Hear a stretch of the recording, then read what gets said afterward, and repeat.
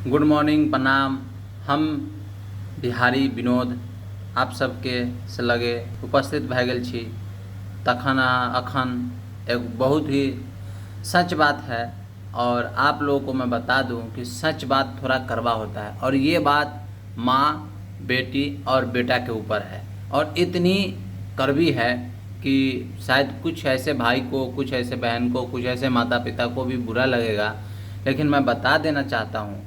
हमारी पत्नी हो, चाहे मेरे भाई किसी की पत्नी हो, मेरी माँ हो चाहे दूसरी माँ हो, चाहे दुनिया की कोई भी माँ हो, आप जितना इज्जत आप अपने बेटी को देते हो, अगर आप उतना इज्जत अपने बहू को देना चालू कर दे जिस दिन से, वो बहू उस दिन से आपको बेटी की से ज़्यादा प्यार करना चालू कर देगा। ये बात मैं इसलिए बोलना चाहता हूँ पूरे यकीन के साथ, क्योंकि बेटी कुछ नहीं बोलेगी, अगर वो जवाब देती है तो मम्मी ठीक है।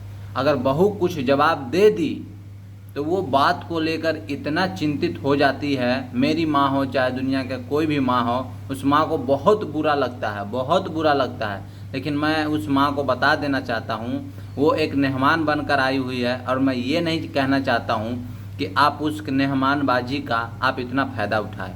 आपका जितना अधिकार सब कुछ कहने का बेटी का है, उतना ही अधिकार बहू को भी बोल सकते हैं। लेकिन बहू पलट कर जब जवाब देती है तो आपको बहुत बुरा लगता है। अगर बेटी की बात आप टोले में, गांव में, समाज में आप किसी को नहीं बताते हैं, और बहू अगर कोई बात बोल दे, कोई काम के लिए मना कर दे, तो वो बात सबसे पहले आपकी पड़ोसी के कान में जाएगा, उसके कान में जाएगा, उसके कान में जाएगा।